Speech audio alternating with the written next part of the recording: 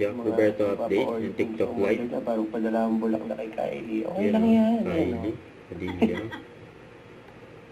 Tama naman si Kylie sa pagmumotor mo. Jack. Naku, malayo po yung mga minomotor namin. Sa totoong buhay, huwag niyo na pong 15,000 kilometers? Oo, malalayo talaga. Enjoy naman pag nakarating kami nun. Pero like, kung yun yung hilig mo, kasi kami talaga passion namin. And yun yung parang therapy na magmotor na malalayo. Pero sa mga hindi sanay ng ganun kalalayo, I don't think na na may enjoy nila. Tsaka pag ganung malalayo, di ba, talagang mas okay na wala kayong angkas? Oo isa pa yun, siyempre. Medyo nakakailang yun pagka may angkas ka kasi hindi natin masabi, lagi may aksidente, di ba? So, lagi mo iniisip na nakaangkas sa'yo, hindi ka... So, parang yung pagiging komportable mo sa pagmumotor, imbis na focus ka na lang, may iniisip ka pa nga ba? Parang pag single, ay, Okay. sorry. Oy, nasa motor tayo. Tsaka Tsaka single na motor, di ba? Okay. Pag may sidecar, iisipin mo pa yung pasahero.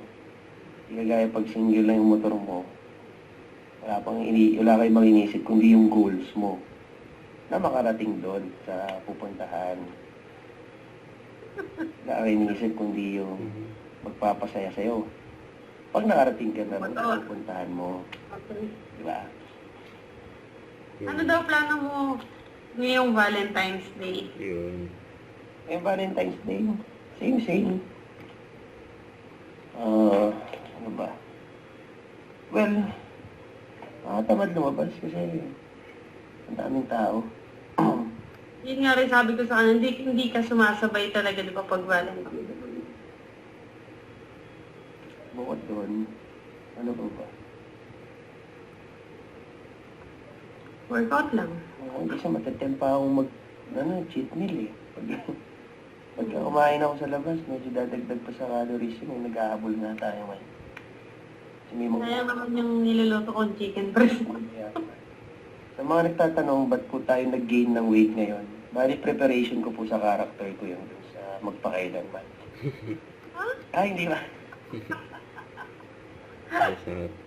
Kasi sinabihan ako a month before na, Jack, gaganap ka na ganito. Yung case study natin, medyo Kailangan mapanindigan. Oo, kailangan mapanindigan. Kailangan din character ka.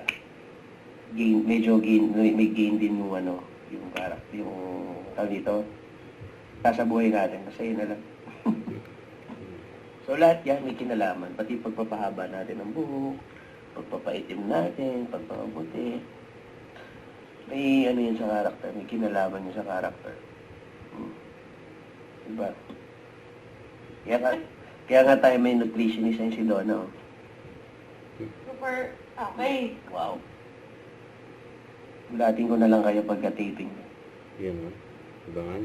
Kaya naman habulin. Diet ka na kasi hindi ka pwedeng kumain ng hindi on point dahil pagka ganito mga trentahin na yung metabolism mabagal na. Isang kain mo lang na, nag-cheat meal lang ako na ramen. Parang bloated ka na agad eh. Fade out na agad yung abs. Parang, yun, mabilis mag-bloat. So, pagka alam ko may mga times na wala pa naman akong gagawin project.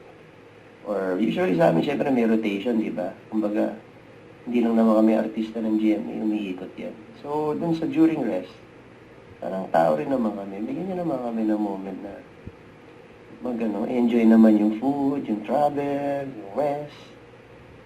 And nagiging party talaga yan ng doon, yung binabiolate ni TikTok.